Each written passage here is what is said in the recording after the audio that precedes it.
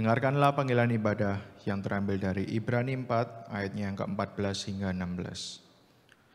Karena kita sekarang mempunyai imam besar agung yang telah melintasi semua langit, yaitu Yesus Anak Allah. Baiklah kita teguh berpegang pada pengakuan iman kita. Sebab imam besar yang kita punya bukanlah imam besar yang tidak dapat turut merasakan kelemahan-kelemahan kita. Sebaliknya, sama dengan kita, ia telah dicobai, hanya tidak berbuat dosa. Sebab itu, marilah kita dengan penuh keberanian menghampiri tata kasih karunia, supaya kita menerima rahmat dan menemukan kasih karunia untuk mendapat pertolongan kita pada waktunya. Sebelum memasuki ibadah pada pagi hari ini, mari kita siapkan hati dan pikiran, kita mengambil saat teduh sejenak di hadapan Tuhan.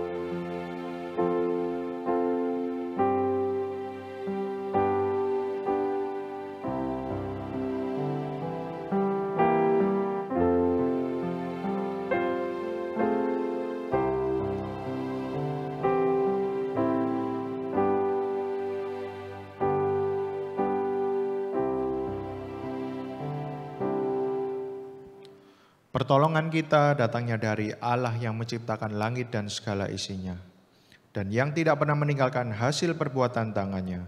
Turunlah kiranya atas kita semua kasih karunia dari Allah Bapa, Putra, dan Roh Kudus. Amin.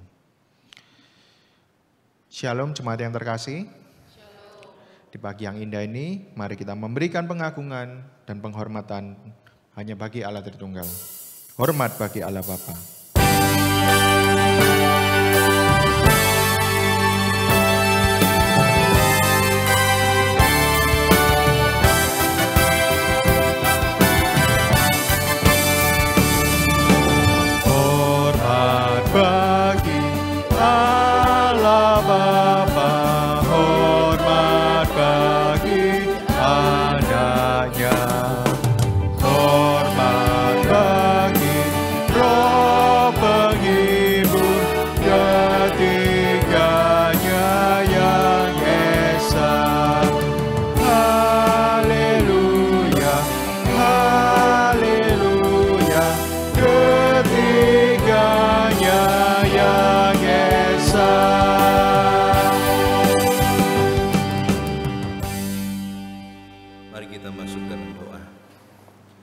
Bapa di surga, kami bersyukur ya Tuhan, di minggu yang pertama di tahun yang baru, kami merasakan anugerah Tuhan yang begitu luar biasa.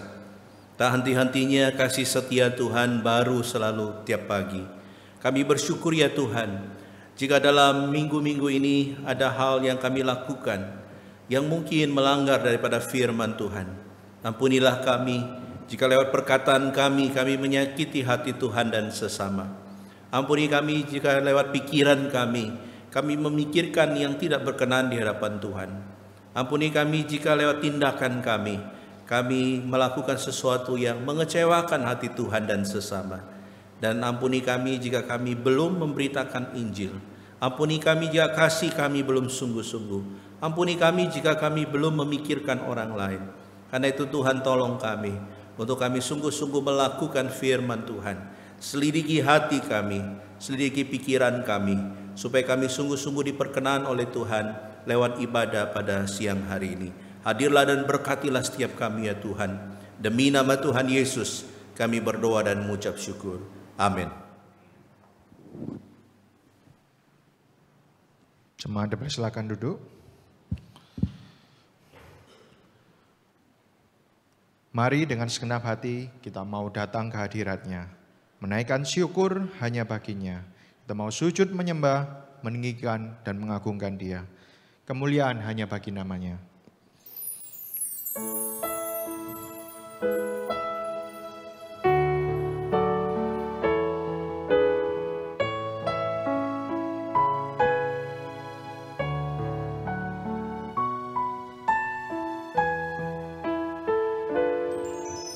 Ku naikkan syukur padamu Yesus, ku sembah sujud kepadamu Tuhan, di hadapan tata kemuliaan-Mu, ku tinggikan, ku agungkan selamanya.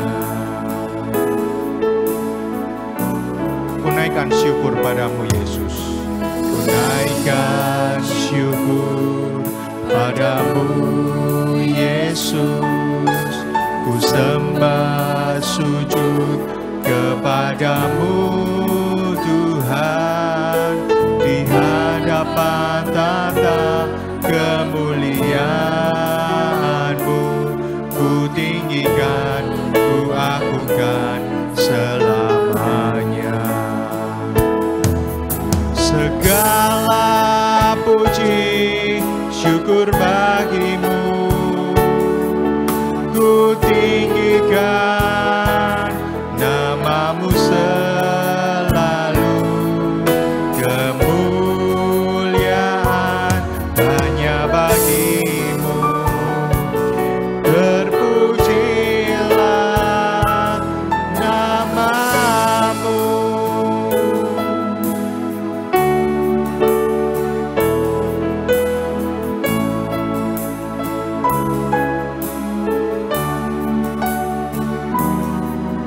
Ku naikkan syukur padamu Yesus, ku naikkan syukur padamu Yesus, ku sembah sujud kepadamu Tuhan, di hadapan tata kemuliaan-Mu, ku tinggikan, ku agungkan selamanya.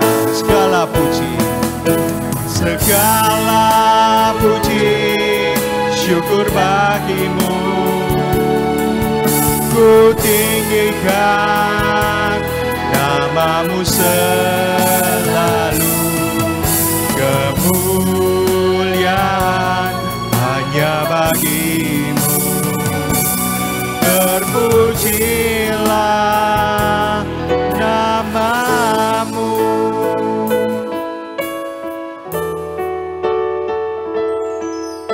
Segala puji syukur bagimu, ku tinggikan namamu selalu.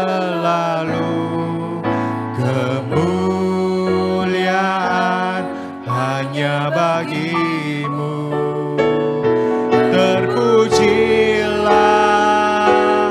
namamu. Segala puji syukur bagimu, ku tinggikan namamu selalu. Kemuliaan hanya bagimu, terpujilah namamu. Segala puji ya Tuhan, segala puji syukur bagimu,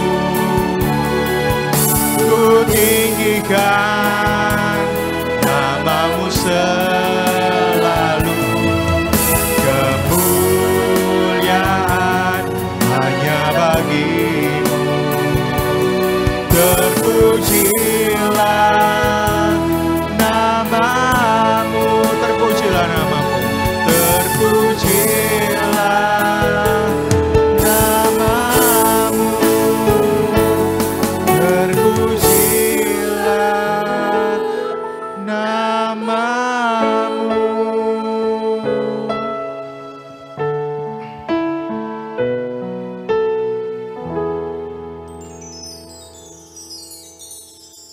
Tidak terasa kita telah memasuki minggu yang pertama di tahun yang baru ini. Kiranya kita tetap mau untuk bersyukur kepada Tuhan atas pimpinannya dalam hidup kita. Kasih-Nya yang tidak berubah dan kesetiaannya telah menuntun kita sampai saat ini. Mari dengan bersukacita kita pujikan.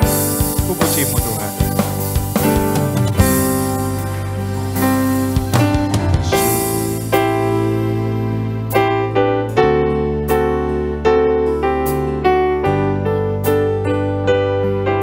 Ku bersyukur Tuhan. Ku bersyukur Tuhan. Oh, ku puji nama-Mu di antara semua bangsa di bumi. Kasih-Mu tak berubah, melebihi lagi kesetiaan-Mu sampai di angkasa tinggi. Terpujilah Tuhan yang Maha Mulia. Muliaan-Mu di tempat maha tinggi. Terpujilah Tuhan yang Maha Mulia.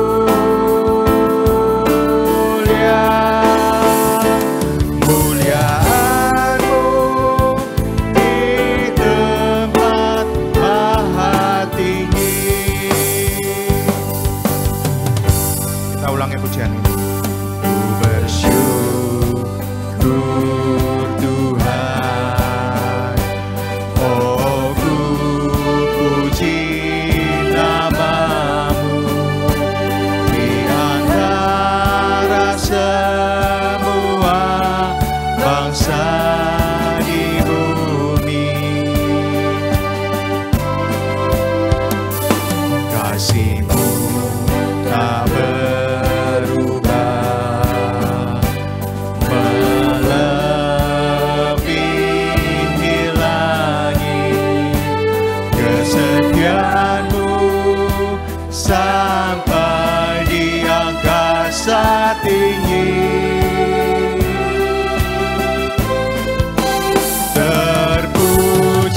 Terpujilah Tuhan yang Maha Mulia.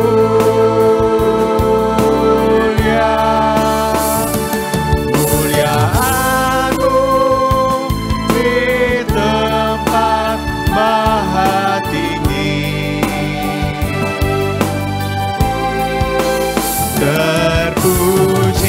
Terpujilah Tuhan yang Maha Mulia. Muliaan-Mu di tempat maha tinggi. Terpujilah Tuhan. Terpujilah Tuhan yang Maha Mulia. Muliaan-Mu di tempat maha tinggi.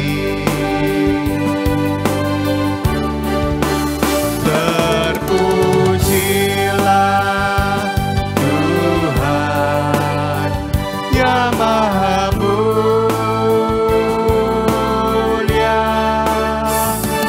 Muliaan-Mu di tempat maha tinggi. Kemuliaan-Mu. Muliaan-Mu di tempat maha tinggi.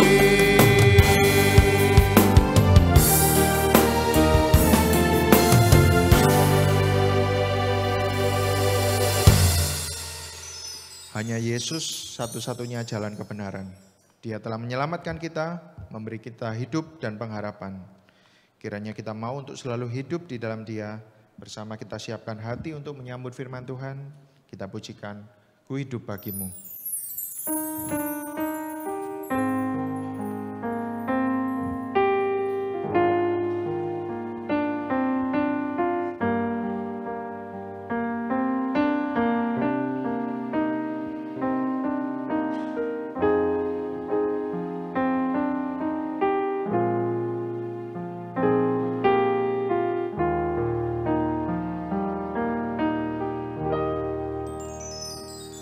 Yesus, Kau kebenaran yang menyelamatkanku. Kau memberikanku hidup dan pengharapan.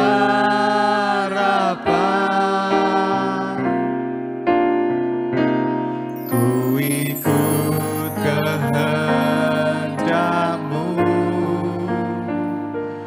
ku perlu anugerah-Mu. Ku nyatakan janjiku kepadamu.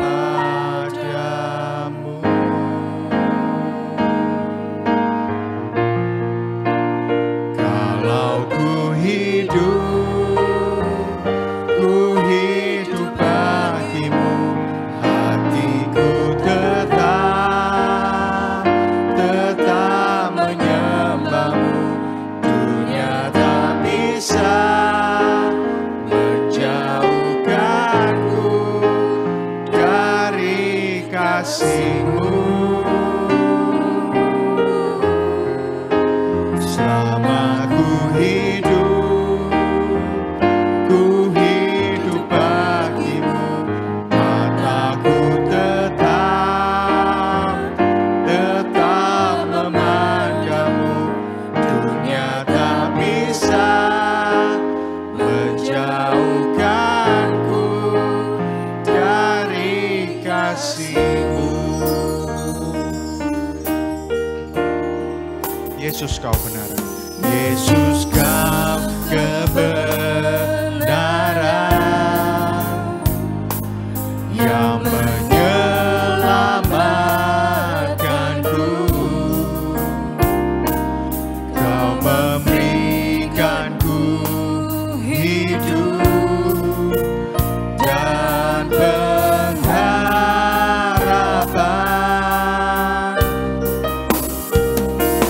Ku ikut kehendak-Mu, ku perlu anugerah-Mu. Ku nyatakan janjiku kepadamu.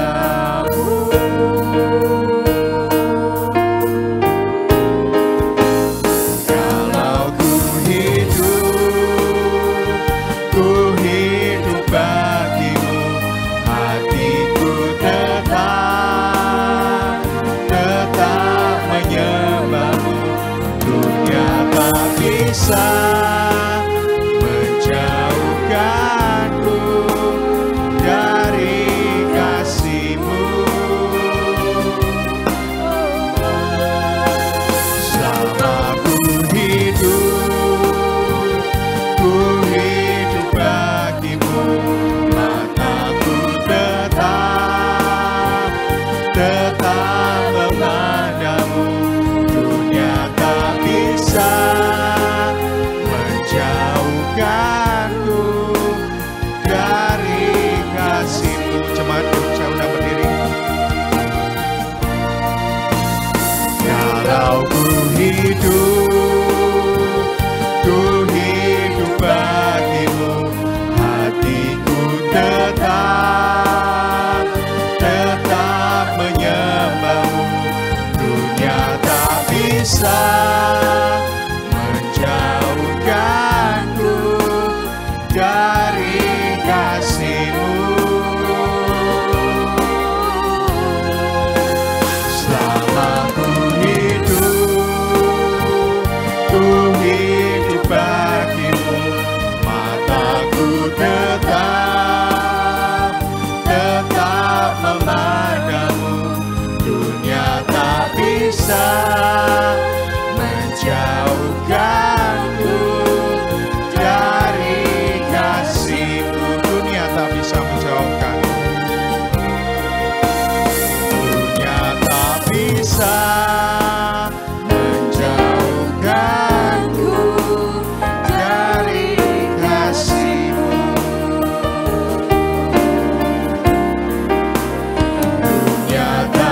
bisa menjauhkanku dari kasih-Mu.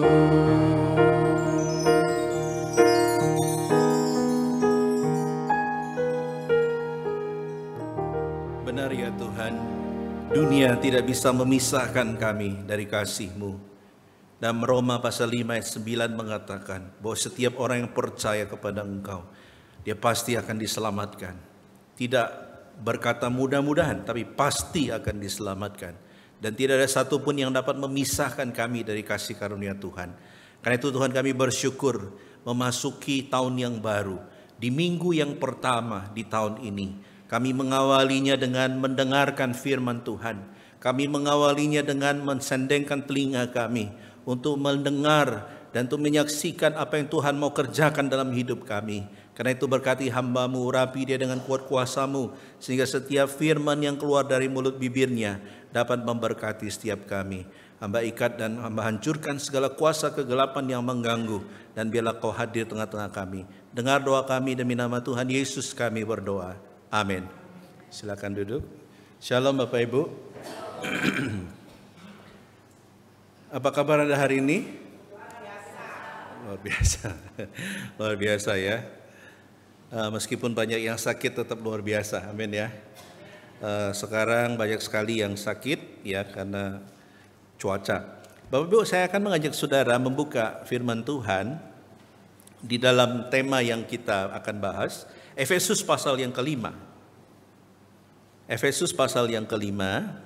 Kita akan membaca mulai ayat yang ke-15 sampai ayat yang ke-21.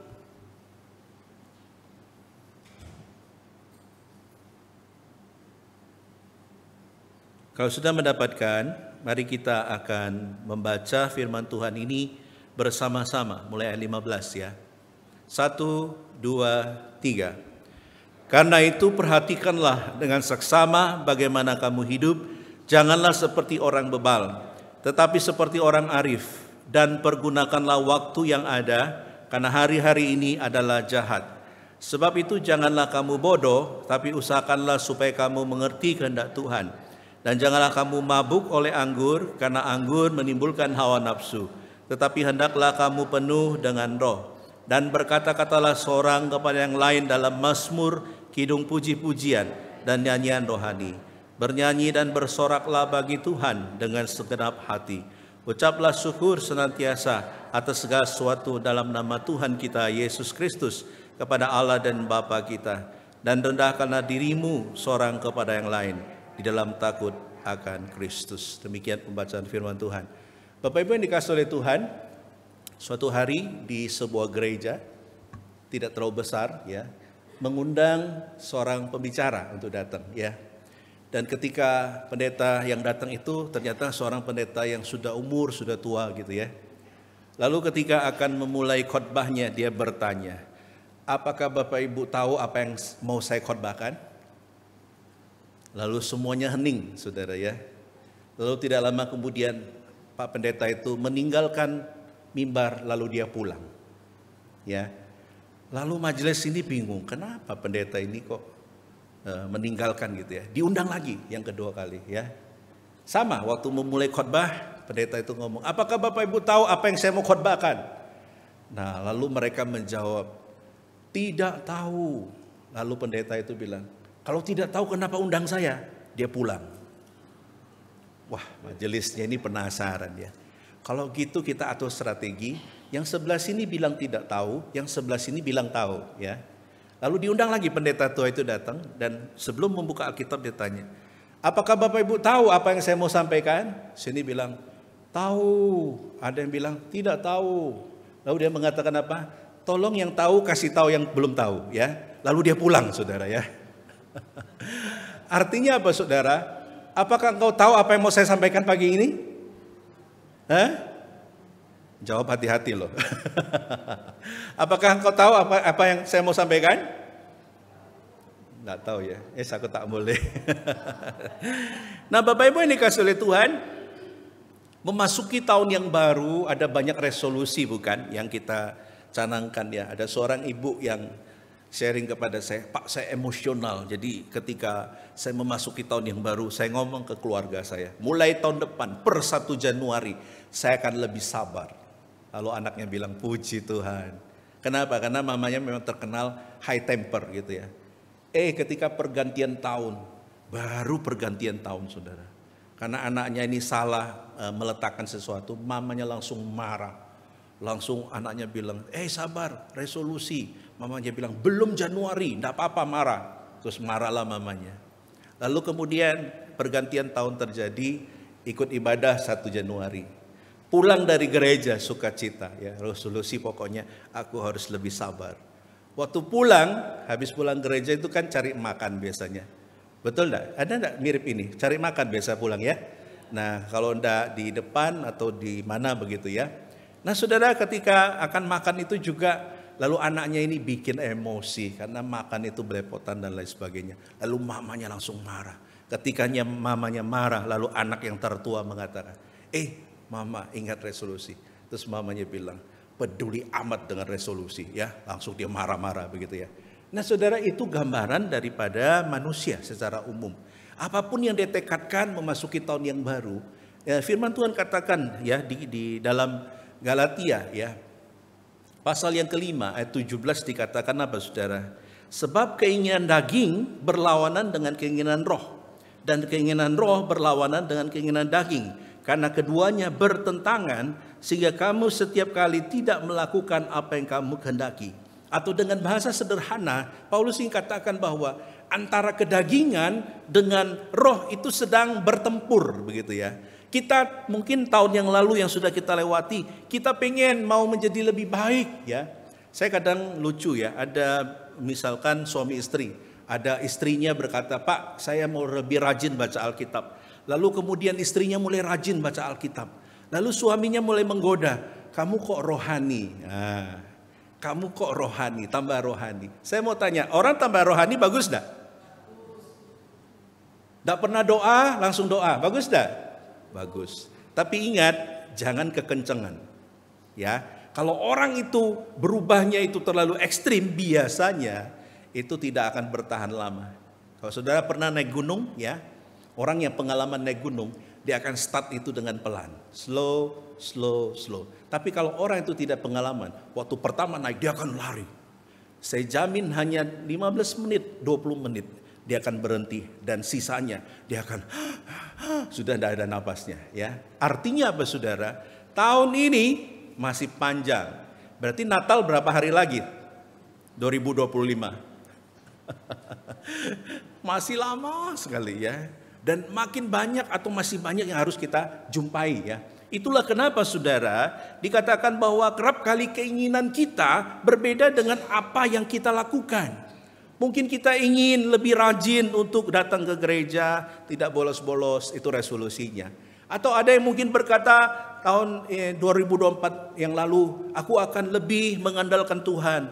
Tapi faktanya saudara, itu semua hanya tinggal resolusi.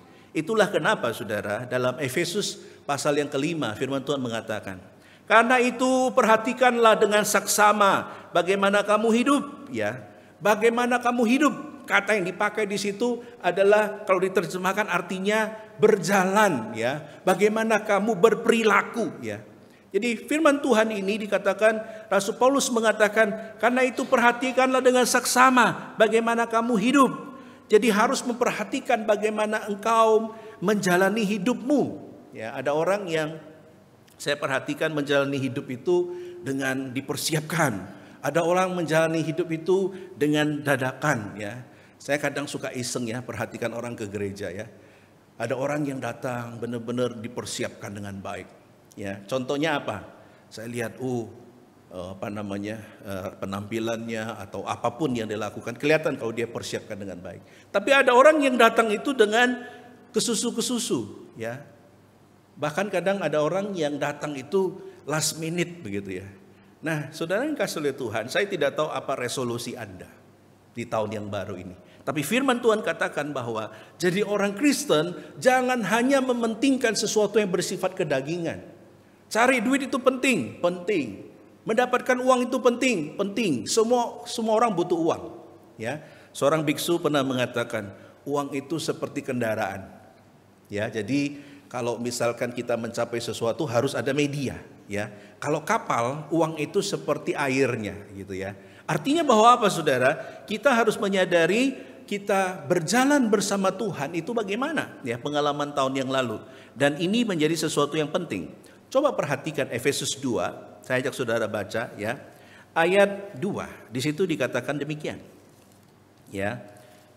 Efesus 2 ayat 2. Kamu hidup di dalamnya karena kamu mengikuti jalan dunia ini, karena kamu mentaati penguasa kerajaan angkasa, yaitu roh yang sekarang sedang bekerja di antara orang-orang durhaka. Ini jalan kehidupan yang lama, ya. Dikatakan bahwa mereka mengikuti jalan dunia, mentaati penguasa kerajaan angkasa, yaitu roh yang sekarang sedang bekerja di antara orang-orang durhaka. Kemudian ayat 10. Karena kita ini buatan Allah, diciptakan dalam Kristus Yesus untuk melakukan pekerjaan baik yang dipersiapkan Allah sebelumnya, Ia mau supaya kita hidup di dalamnya. Ini adalah planning Allah bagi kita, yaitu jalan yang baru, begitu ya. Kalau jalan hidup yang lama itu mengandalkan sesuatu yang bersifat kedagingan, tapi ayat ke-10 dikatakan kita melakukan pekerjaan baik yang dipersiapkan Allah sebelumnya, atau dengan kata lain kita mau mematuhi perintah Tuhan. Nah, Saudara, untuk ini Paulus katakan ada dua jenis orang. Jenis yang pertama adalah orang bebal, dikatakan, ya. Orang bebal itu artinya apa? Bebal itu artinya apa? Alkitab mencatat ada seorang namanya Nabal, ya. Nabal namanya, bebal orangnya. Bebal itu artinya dia tidak bisa dikasih tahu, ya. Dia maunya sendiri, ya. Alkitab mencatat bahwa bagaimana Nabal ini suatu saat, ya, Daud datang kepada dia, lalu Daud mengatakan kami butuh bantuan, ya, makanan. Lalu kemudian dia menyampaikan, ya, permohonannya. Lalu si Nabal ini dengan sombong, ya, menolak permintaan si Raja Daud, ya. Kemudian Daud kemudian menjadi murka. Dan Daud kemudian akan menghancurkan Nabal beserta keluarganya. Nah, Saudara, bersyukurlah ada istrinya namanya Abigail yang kemudian menghadang pasukan Daud dan kemudian meluluhkan hati Daud. Dan di kemudian hari Abigail ini menjadi istrinya siapa? Istri Daud, ya. Nah, Saudara yang kasih oleh Tuhan, yang menarik adalah waktu Nabal ini dikasih tahu, ya, dia tidak mau dengar. Sampai suatu saat dikasih tahu, lalu tiba-tiba Alkitab katakan berhentilah jantungnya. Jadi ketika dia dikasih tahu, lalu dia kaget begitu, langsung mati langsung, ya. Nah, Saudara yang kasih oleh Tuhan, inilah orang bebal, ya. Dalam terjemahan di sini katakan asopos, orang yang bodoh, ya. Tetapi yang kedua adalah orang yang sopos atau orang yang bijaksana, ya. Jadi kalau Anda nanti merencanakan mau punya anak, jangan kasih nama asopos, ya. Nanti menderita hidupnya, ya. Berarti apa? Bodoh, ya. Jadi kasihlah nama sopos, itu akar kata dari Sophia. Tahu Sophia, ya? Nah, jadi kalau kita belajar filos dan sophos, ya, filosofi. Nah, kata yang sama di sini ada sophos, ini adalah bijaksana, ya. Filosofos itu mencintai kebijaksanaan, ya. Nah, Saudara yang kasih oleh Tuhan, apa maksud Rasul Paulus di sini? Paulus ingin supaya jemaat menjadi orang yang bijak. Bijak dalam arti apa? Memperhatikan hidup mereka dengan bijaksana. Selalu kalau orang diwawancara, ya, bagaimana hidupmu? Oh, hidupku mengalir seperti air. Saudara tahu mengalir seperti air itu mirip apa? Kalau saudara pergi ke Kalimantan, itu ada satu istilah sanggar banyu. Tahu sanggar banyu? Maaf, ya, orang itu kalau di sana itu toiletnya di pinggir sungai gitu, ya. Jadi sanggar banyu itu artinya mengalir sepanjang itu kotoran manusia itu loh. Jadi kalau saudara mengatakan aku ini mengalir, ya biar ibarat itu. Kenapa? Karena ujungnya itu adalah menuju kepada kalau tidak masuk ke dalam atau tercerai-berai. Artinya bahwa kalau saudara mengatakan hidupku mengalir, hati-hati loh. Mengalir kemana? Ya. Di ujungnya mungkin ada riam, ada air terjun atau apa, ya. Nah, firman Tuhan mengatakan apa? Hendaklah kita bijaksana, teliti dan cermat, ya, dalam melangkah di dalam hidup ini. Tidak sembarangan seperti orang-orang yang tidak mengenal Tuhan. Ya. Saya pernah satu kali diundang untuk mendoakan sebuah rumah, Saudara, ya. Mungkin saya pernah cerita di sini. Waktu saya datang, saya lihat di pinggir-pinggir itu banyak kembang-kembang. Berarti sebelum saya datang sudah ada yang datang, betul? Nah, kalau kembang-kembang biasanya apa? Dukun biasanya. Waktu saya datang, saya tahu oh ada kendi, ada kembang-kembang. Berarti saya salah satu yang diundang. Nah, saudara, hati-hati. Banyak orang sekarang dia percaya Tuhan, tapi dia punya cadangan. Ya, kayak orang terjun balon itu loh ya. Waktu orang terjun biasanya ada balon utama, kalau tidak terbuka dia pakai cadangan. Saya mau tanya, apakah ikut Tuhan boleh mempunyai Tuhan cadangan? Saya pernah sharing di sini kan, ada sebuah kuburan di Lawang yang depannya itu ada gambar macam-macam, ya, ada dewa-dewa, terus di belakangnya itu ada gambar Tuhan Yesus paling terakhir itu ya. Nah, saudara, berarti jangan sampai kita menjadikan Yesus itu sebagai salah satu dari sekian banyak yang kita percaya.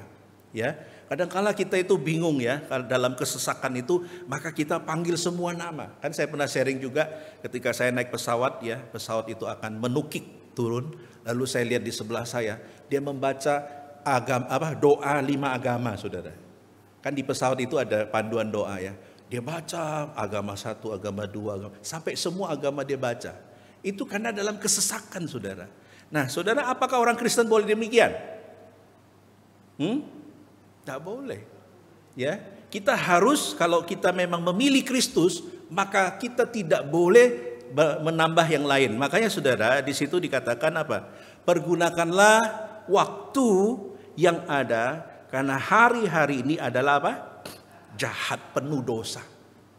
Semakin kita hidup di muka bumi ini, semakin banyak godaan, semakin banyak hal-hal yang membuat kita menyimpang daripada jalan Tuhan. Nah, hati-hati saudara ya. Oleh karena itu dalam Efesus pasal yang kelima, Paulus memaparkan ada 3 kontras. Yang pertama adalah ada bebal, lawannya adalah arif. Kemudian bodoh, lawannya adalah mengerti. Kemudian mabuk oleh anggur, penuh dengan roh. Nah, tadi di KU 1 saya tanya, apa bedanya orang mabuk dengan orang penuh dengan roh? Apa bedanya kira-kira? Susah membedakan ya. Kalau orang mabuk itu kan selalu apa? Mulutnya selalu ya ngomong lah begitu ya. Kalau orang penuh dengan roh, pernah lihat? Oh Pak, kalau penuh dengan roh nanti sandal lama sandal baru. Oh gitu. Ya, berbicara maksudnya ya. Saya mau tanya, apakah sandal lama sandal baru itu bahasa roh? Enggak, firman Tuhan katakan bahwa bahasa roh itu adalah sebuah karunia. Jadi Tuhan kasih kita, baru kita berbahasa roh. Kalau Tuhan tidak kasih, kita tetap rohani enggak. 1 Korintus pasal yang ke-12, kalau sudah baca ya, di situ diceritakan bahwa bahasa roh itu diberikan kepada orang yang Tuhan itu mau kasih. Dan biasanya supaya orang yang kerohaniannya itu masih baru, kemudian menjadi mantap. Ya, bukan sebaliknya. Makanya saudara hati-hati ya. Nah, kembali ke pembahasan kita. Di sini firman Tuhan katakan bahasa orang yang mabuk anggur dengan orang yang penuh dengan roh ya. Yang kita akan bahas adalah penuh dengan roh ini ya. Karena Efesus pasal 5 ayat 18 dikatakan bahwa tetapi hendaklah kamu penuh dengan roh. Pertanyaannya sekarang, mengapa kita harus penuh dengan roh? Jawabannya adalah karena memang tujuan hidup kita adalah kita mau supaya hidup kita itu ya namanya ciptaan baru ya. Kalau ciptaan baru berarti kita harus mempunyai suatu kehidupan yang baru ya. Nah, saudara, jangan sampai kita tahun baru, kalendernya baru, bajunya baru, mungkin suasananya baru, tapi hatinya belum baru ya. Sebentar lagi kan Imlek ya. Kalau orang Imlek itu kalau mau Imlek biasanya apa? Baju baru, betul? Maaf ya, sampai underwear pun baru begitu ya. Karena itu syaratnya katanya supaya hidupnya itu diberkati oleh Tuhan ya. Tuhannya versi orang-orang yang menyembah itu ya. Artinya bahwa apa saudara? Kalau kita memasuki tahun yang baru, firman Tuhan katakan apa yang perlu kita persiapkan? Yang kita perlu persiapkan adalah hiduplah jangan hanya dengan kedagingan ya. Kadang-kala kita itu hidupnya tiap hari itu cari duit, sampai mimpi pun mimpi duit, betul? Ya, segala sesuatu diartikan dengan duit. Waktu dengar khotbah, Yesus mengusir legion dan masuk ke dalam babi. Lalu yang dihitung itu babinya berapa per kilonya itu loh. Ya, kerugiannya berapa. Jadi otak bisnisnya ini jalan terus gitu ya. Nah, saudara, kalau kita mengikut Tuhan, jangan semua itu dikomersilkan, jangan semua itu dijadikan sebagai sesuatu yang ada kaitan dengan materi ya. Kenapa? Karena di hadapan Tuhan itu tidak semua bisa diukur dengan materi, ya. Nah, saudara, di dalam firman Tuhan dikatakan, saya akan bagikan buat saudara apa yang kita perlu lakukan di tahun ini, yaitu apa? Supaya kita bisa mengerti ya bahwa tahun ini kita mau bertekad ya, hidup di dalam pimpinan Roh Kudus atau hidup di dalam suatu kehidupan yang rohani ya. Jadi kalau saudara hanya ingin memoles sesuatu yang jasmani, nah perhatikan juga yang rohani ya. Nah, saya akan memberikan 3 tanda berdasarkan bagian ini, orang yang hidupnya dipimpin oleh roh ya. Yang pertama adalah dikatakan di ayat yang ke-19, di situ dikatakan, dan berkata-katalah seorang kepada yang lain dalam mazmur, kidung, puji-pujian dan nyanyian rohani, bernyanyi dan bersoraklah bagi Tuhan dengan segenap hati. Perhatikan, bernyanyi dan bersoraklah bagi Tuhan dengan segenap hati. Jadi yang pertama saudara, memasuki tahun ini, kalau kita mau menghadirkan kehidupan rohani dalam hidup kita, maka yang pertama tandanya adalah saudara perlu dan selalu menghadirkan Tuhan dengan meninggikan Dia di dalam apapun yang kau kerjakan. Ambil contoh ya saudara, ketika saudara berhasil, ada yang tahun 2024 ya, ketika semua orang itu susah, tapi ada bisnis tertentu yang maju. Dan ada orang-orang tertentu yang 2024 itu sangat diberkati oleh Tuhan. Nah saudara, saya mau katakan, kalau engkau diberkati, kalau engkau menerima sesuatu yang baik dari Tuhan, jangan lupa untuk meninggikan Tuhan. Ya, jangan lupa engkau untuk mengingat Tuhan. Kenapa saudara? Karena kata bernyanyi di sini dikatakan bahwa adalah gambaran dari sikap hati yang mengagungkan Tuhan. Bukan hanya nyanyi secara pujian. Kalau nyanyi pujian itu gampang, siapapun bisa nyanyi ya.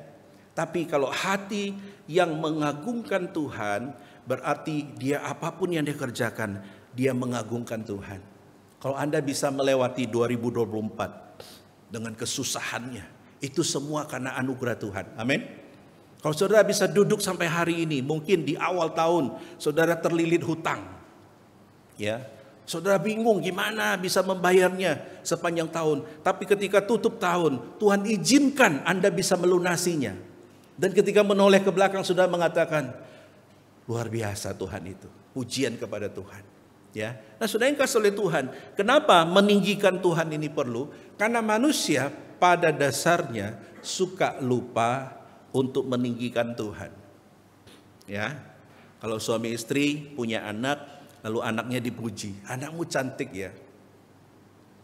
Dalam hati mengatakan, siapa dulu? Papanya atau mamanya. Betul? Nah, biasanya begitu. Tapi dalam hati. Kalau di hadapan orang, ada, gitu kan. Tapi kalau dalam hati, siapa dulu? Papa dan mamanya. Artinya bahwa manusia kecenderungan adalah kalau dia tidak hati-hati, dia akan mencuri kemuliaan Tuhan. Jadi firman Tuhan katakan, kalau kamu ingin berjalan di dalam pimpinan Roh Kudus, jangan tonjolkan keakuanmu, tapi tinggikan Tuhan. Ya, dan ini tidak mudah, saudara. Ya, tidak mudah. Kenapa? Karena di sini adalah sikap hati yang mengagungkan Tuhan. Saya ambil contoh, saudara. Dalam Alkitab kita mengenal seorang yang bernama Ayub. Ayub dikatakan apa saudara? Ada 7 hal yang dia alami. Yang pertama dikatakan lembu sapinya, keledai betina dan penjaganya dirampas dan dibunuh oleh orang-orang Sheba. Yang kedua kambing domba dan penjaganya disambar api dari langit dan membakar habis seluruhnya. Yang ketiga unta-untanya dirampas oleh orang-orang Kasdim. Yang keempat anak-anaknya ya mati tertimpa bangunan pada saat pesta. Yang kelima, istrinya menyuruh Ayub menyangkal Allah. Yang keenam, Ayub mengamati sakit secara jasmani dan rohani. Dan yang ketujuh, teman-temannya menghakimi Ayub. Bapak Ibu, kalau secara manusia apa yang dialami oleh Ayub, tidak mudah. Ya, tidak mudah dia mengalami itu. Tapi firman Tuhan katakan apa saudara? Di pasal 1 ayat 21 dikatakan apa saudara? Dia berkata, dengan telanjang aku keluar dari kandungan ibuku, dengan telanjang juga aku akan kembali ke dalamnya. Tuhan yang memberi, Tuhan yang mengambil. Apa? Apa? Terpujilah siapa? Nama Tuhan. Terpujilah nama Tuhan. Jadi saudara yang kasih oleh Tuhan, ini tidak mudah. Ya, ketika kita mengalami sesuatu yang buruk dan kita mengatakan terpujilah nama Tuhan. Saya masih ingat suatu kali kami waktu itu punya planning ya untuk punya anak 2 begitu ya. Dan memang sampai sekarang masih 2 begitu ya. Tapi sebelumnya waktu itu kami sudah planning ya ketika anak pertama itu lahir. Lalu saya mengatakan sudah saatnya kita memplanning anak kedua. Dan betul saudara, semua sesuai rencana saya. Dan akhirnya istri hamil. Sampai suatu hari saya akan pergi memimpin KKR di acara pemuda ya. Saya masih ingat waktu itu pagi-pagi. Dan istri saya mengalami gangguan ya di kehamilannya itu. Dan harus dibawa ke rumah sakit. Dan ketika diperiksa oleh dokter waktu itu, dokter mengatakan janinmu ini sudah tidak hidup, ya tidak ada kehidupan begitu ya, harus dikeluarkan. Dan ketika itu saya berpikir, aduh Tuhan, saya sampai waktu itu ngomong, Tuhan aku ini hambamu, aku ini istilahnya bekerja untuk kamu, aku mendedikasikan hidupku untuk kamu, kok aku mengalami ini, gitu ya. Nah waktu itu saya secara manusia berpikir begitu. Jadi bukan hanya saudara pernah berpikir begitu, saya juga pernah. Dan ketika itu saya masih ingat saya harus pergi untuk melayani. Dan itu tidak mudah saudara ya. Ketika engkau baru mengalami kedukaan, lalu kau harus pergi memberitakan Injil. Dan ketika itu sesuatu yang menguatkan saya. Istri saya berkata, kau pergilah. Ya, kau pergi. Ya. Pergilah dan layani Tuhan, tetap beritakan Injil.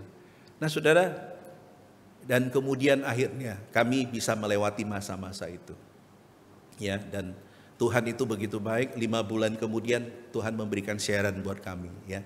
Nah saudara yang kasih oleh Tuhan, poin saya adalah ketika kita itu meninggikan Tuhan, ketika kita itu tahu bahwa di atas semua yang kita alami, itu ada campur tangan Tuhan, maka kita tidak akan pernah menyalahkan Tuhan. Amin.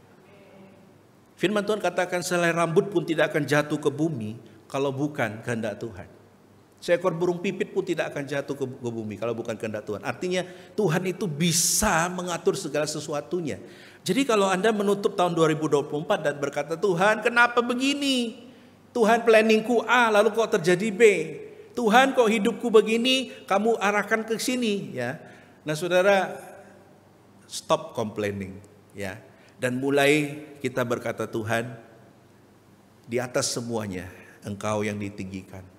Naikkan pujian kepada Tuhan. Tuhan, Engkau dikatakan seperti Ayub, Tuhan yang memberi, Tuhan yang mengambil. Apa? Terpujilah nama Tuhan. Ini gampang apa susah? Susah ya. Teman saya beberapa waktu lalu didiagnosa kena stroke. Seorang pendeta melayani di Bali ya.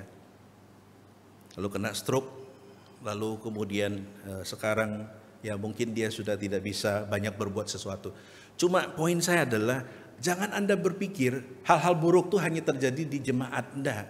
Pendeta, hamba Tuhan semua mengalaminya. Tapi respon terhadap penderitaan itulah yang membedakan ya. Ada orang yang marah-marah, tapi ada orang yang meninggikan Tuhan dan memuji Tuhan. Oke, sekarang lihat ke sampingnya dan katakan, pujilah Tuhan. Nah, pujilah Tuhan ya. Kenapa? Karena manusia lebih cenderung makilah Tuhan. Lebih suka mulutnya itu maki-maki daripada memuji Tuhan. Ya, nah oleh karena itu saudara, di sini dikatakan Ayub tetap memuji Tuhan.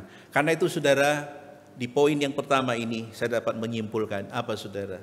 Pujilah Dia, tinggikan Tuhan dalam suasana yang baik, dalam suasana yang buruk, ya. Dalam tenang maupun dalam badai, pujilah Tuhan. Amin. Nah ini tidak mudah. Saya berdoa semoga tahun ini kita akan melewati badai tidak tahun ini? Badai. Tapi apakah tsunami atau sulastri? Kita tidak tahu ya. Apakah badai itu besar? Kita tidak tahu. Tapi kita yakin dan percaya Tuhan itu menyertai kita ya. Yang kedua, ya, apa tandanya dipimpin oleh Roh Kudus? Dikatakan di ayat 20. Ucaplah syukur senantiasa atas segala sesuatu dalam nama Tuhan kita Yesus Kristus kepada Allah dan Bapa kita. Ya, yang ingin saya garis bawahi adalah ucaplah syukur senantiasa. Wow, ini juga tidak mudah, betul? Waktu kita mendapatkan sesuatu berkat dari Tuhan, kerap kali ada ketidakpuasan. Ya, waktu kita dapat mungkin ya menutup tahun ini mungkin kita dapat bonus, kita mengatakan, aduh kok dapatnya cuma segini. Dibandingkan dengan teman kita misalkan, kita mendapatkan lebih kecil misalkan ya. Nah kita ada ketidakpuasan.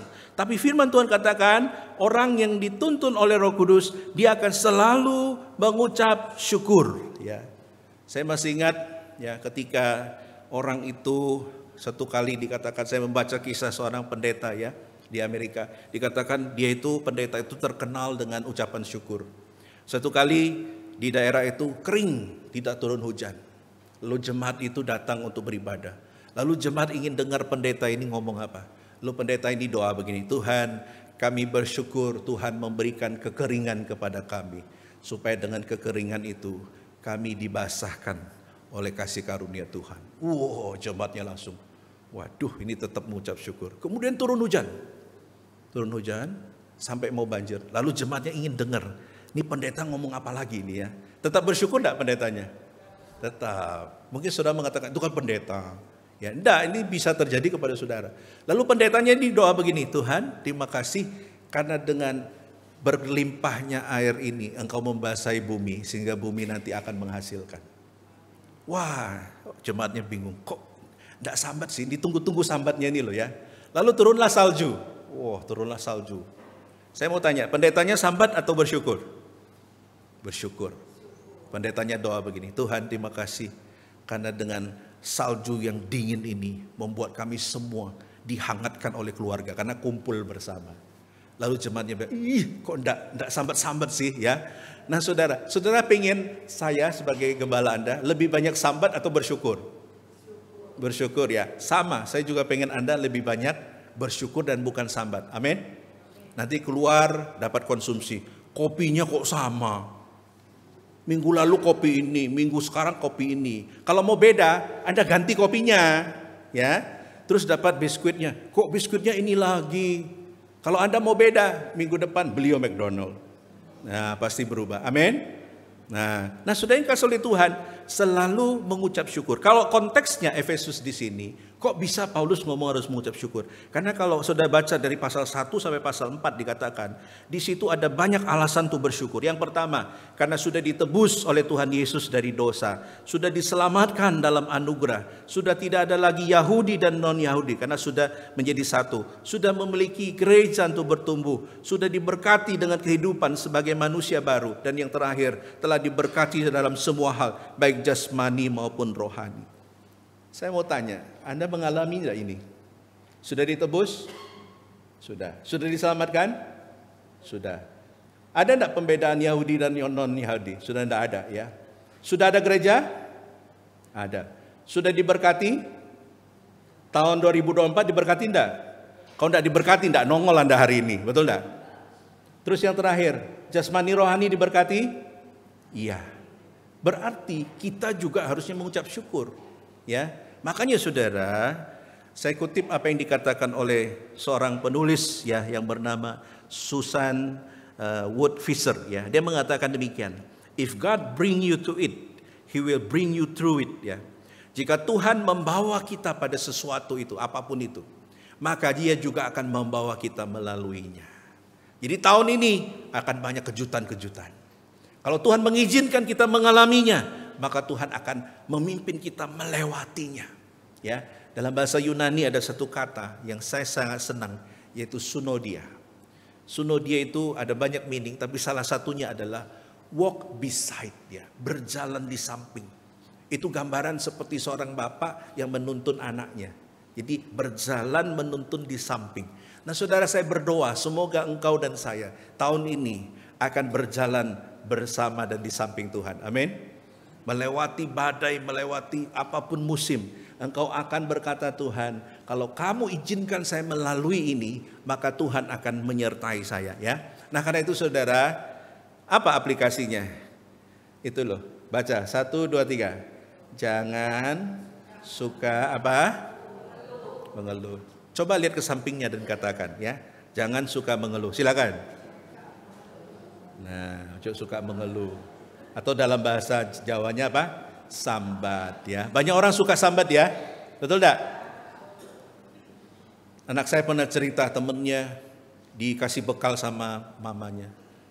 Marah-marah. Kok ayam lagi? Lalu saya bilang, bersyukurlah, ya, bukan meme yang apa, tapi saya ngomong ke dia, kita apapun yang mami masak, apapun yang terhidang itu harus bersyukur, ya. Jangan pilih kok ayam lagi, kok ikan lagi, ya. Kadangkala saudara di luar sana, jangankan ikan, ya, ayam, nasi pun belum tentu ada. Amin. Jadi saudara, khususnya anak-anak remaja yang hadir di sini, jangan suka sambat, ya. Ya, Luisel bilang gini, jangan suka sambat, ya. Artinya apa saudara? Ini adalah ciri orang yang dipimpin oleh Roh Kudus, yaitu apa? Dia selalu melimpah dengan ucapan syukur. Dan yang terakhir adalah di ayat selanjutnya dikatakan ayat 21.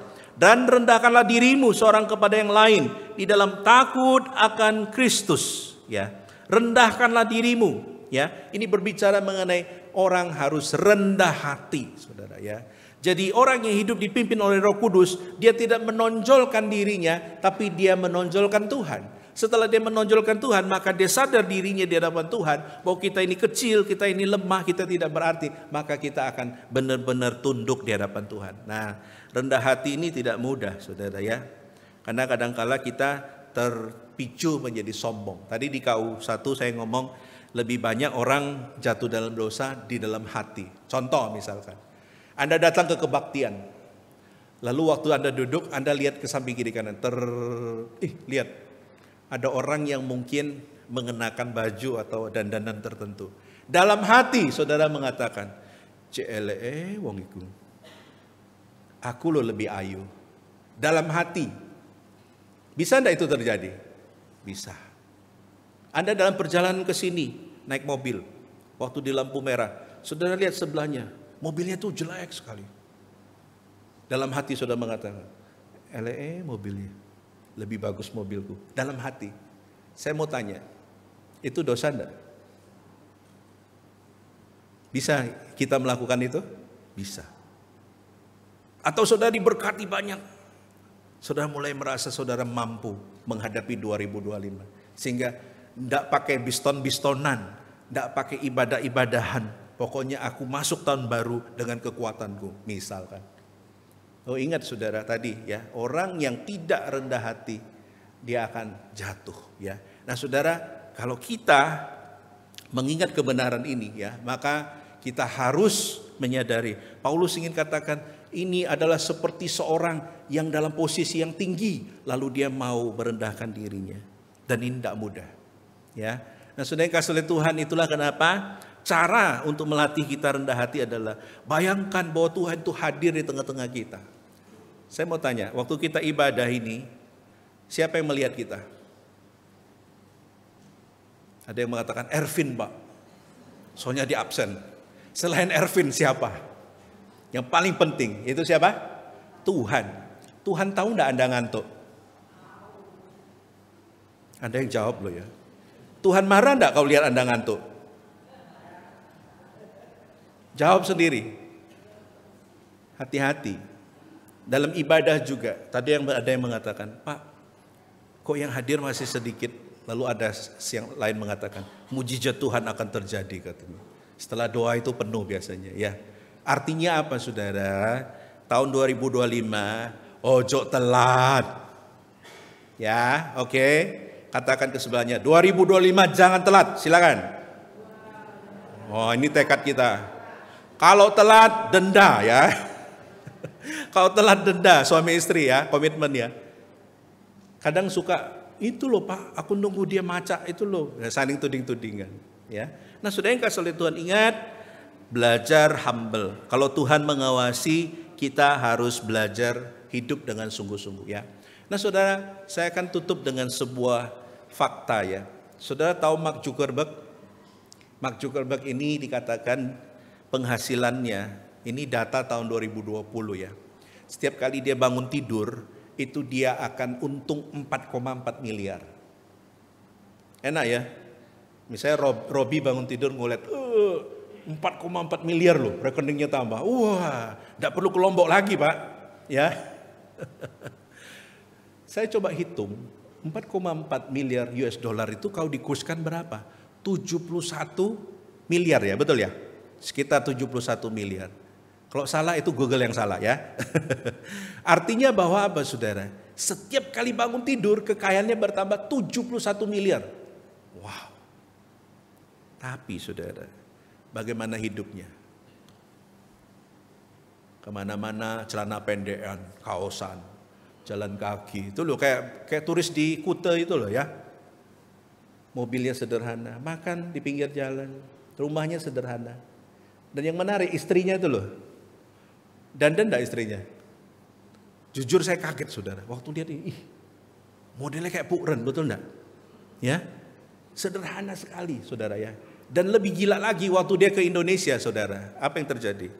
Waktu dia naik ke Borobudur, karena orang enggak kenal dia, orang minta dia fotoin saudara ya. Pak tolong fotoin saya. Mark Zuckerberg fotoin saudara. Kalau saya enggak bisa tidur fotonya itu tak pajang gede-gede, betul enggak?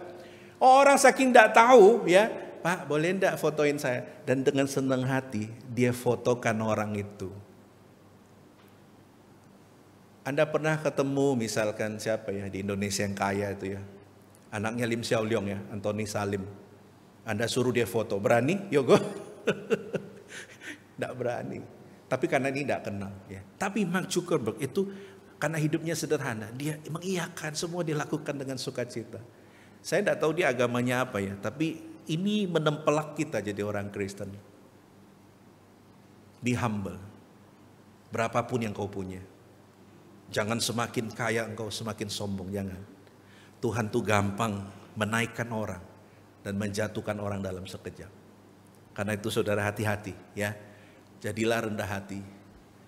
D.L. Moody, seorang pengkhotbah mengatakan, be humble or you stumble. Ya, jadilah rendah hati atau engkau akan tersandung. Ya, kenapa? Karena orang yang tinggi hati cepat atau lambat dia akan tersandung dan jatuh. Ya, hati-hati saudara ya. Nah, karena itu sebagai penutup, pilihan ada di tangan saudara. Saudara mau pilih hidup dalam kedagingan, berarti pancet 2024 masuk 2025 itu pancet, tidak ada perbedaan. Atau saudara bertekad, Tuhan aku mau hidup lebih rohani di tahun ini. Syaratnya adalah apa saudara? Tinggikan Tuhan, selalu menaikkan ucapan syukur, dan belajar apa? Rendah hati. Oke, ulangi. 1, 2, 3. Ada 3 tanda hidup dipimpin oleh Roh Kudus. Yang pertama apa? Ia akan selalu meninggikan Tuhan. Yang kedua, selalu mengucap syukur. Yang ketiga, rendah hati. Oke, pertanyaannya sekarang, mau enggak saudara memilih untuk hidup dalam kerohanian? Mari kita berdoa.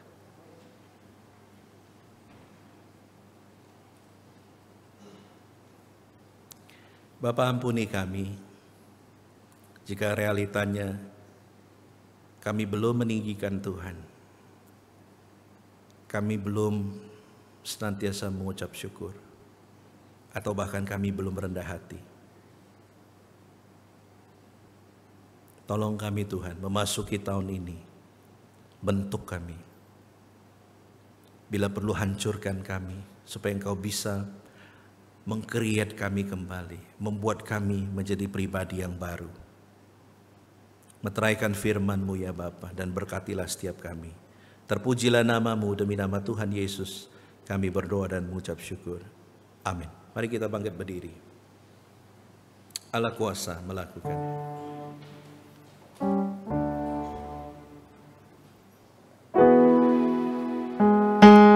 Masa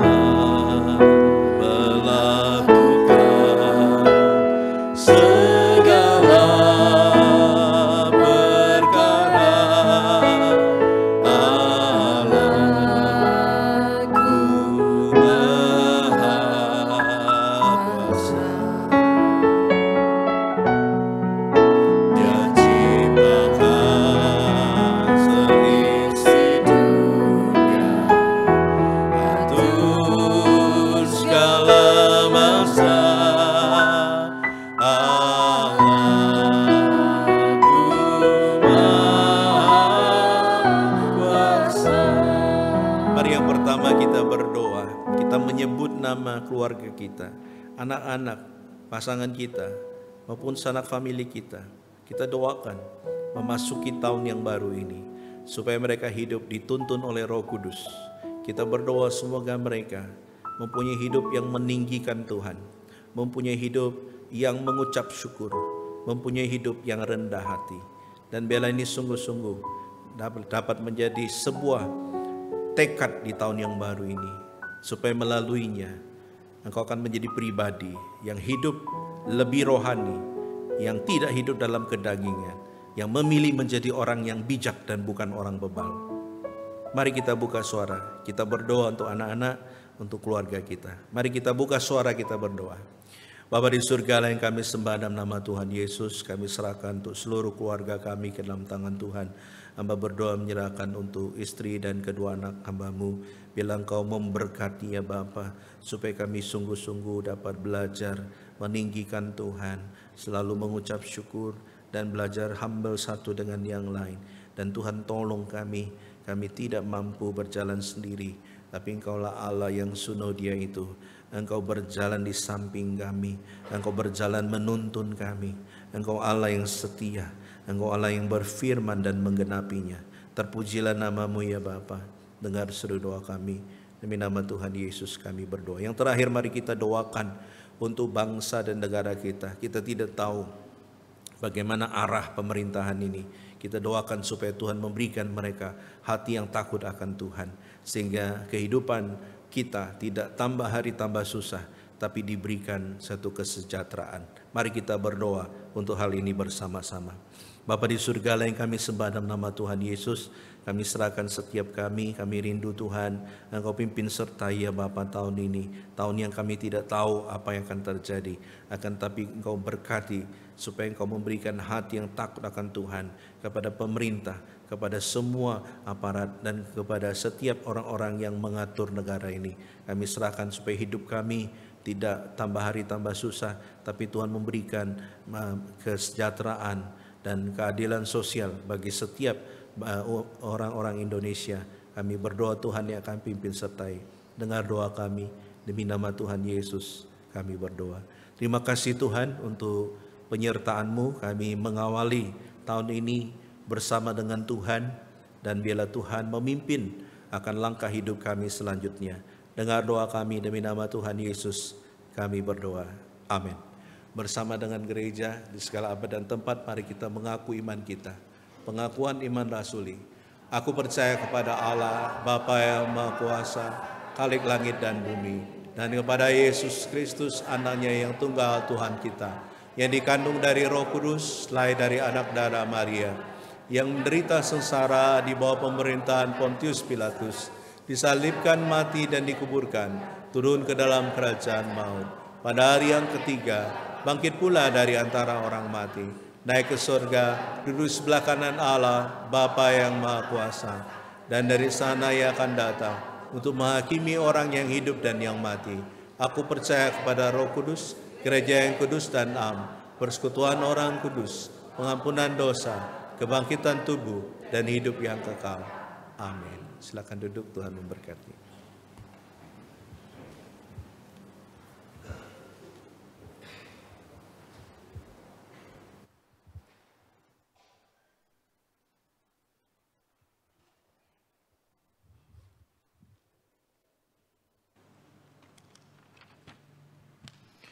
Tiba saatnya kita akan memberikan persembahan. Dengan penuh sukacita dan ucapan syukur, kita memberikan persembahan yang terbaik untuk Tuhan.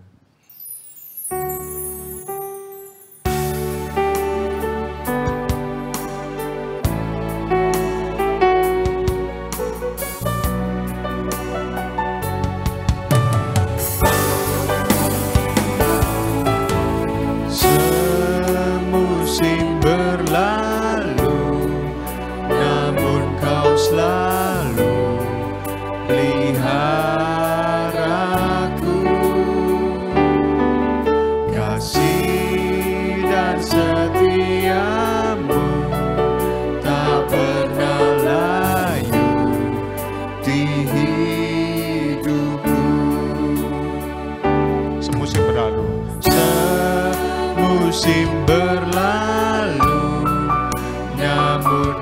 selalu peliharaku. Kasih dan setiamu tak pernah layu di hidupku. Lebih luas dari samudra kebaikan-Mu Bapa, takkan habis di hidupku. Lebih tinggi dari cakrawala, tak terbatas kasih-Mu. Sungguh ku bersyukur.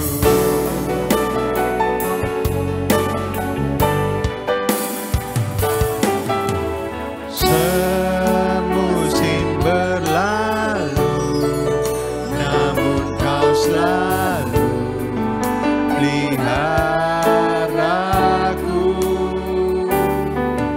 Kasih dan setiamu tak pernah layu di hidupku. Lebih luas dari samudra. Saya undang jemaat kembali berdiri. Oh Bapa, takkan habis di hidupku.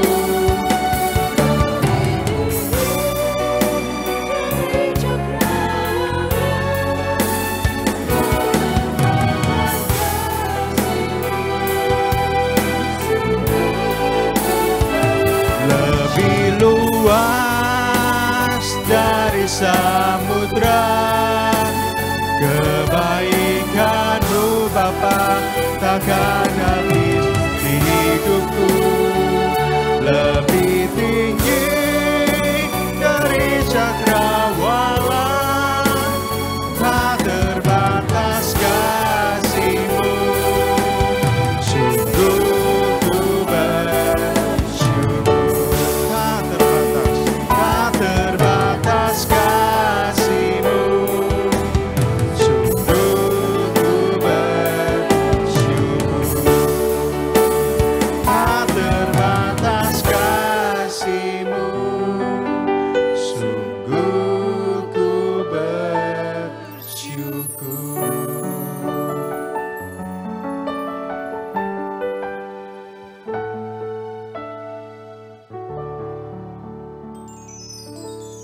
Bapa di surga, terima kasih ya Tuhan, seminggu telah kami lewati atas setiap berkat yang memberikan pada setiap kami ya Tuhan.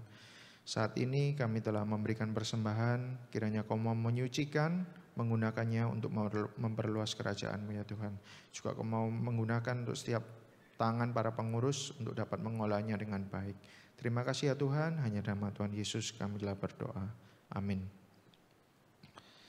Biarlah segala puji, hormat, dan kemuliaan kita naikkan hanya bagi Allah Tritunggal. Doksologi.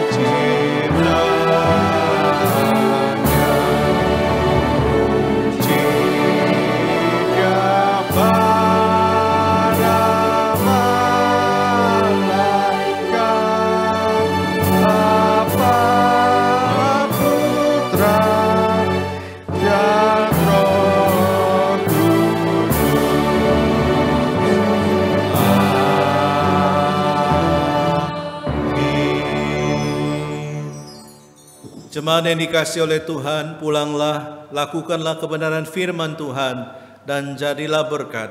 Karena itu terimalah berkat daripada Tuhan.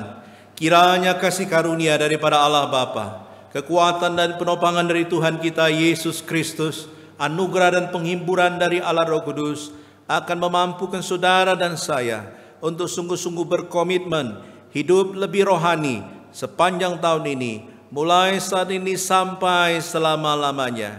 Amin.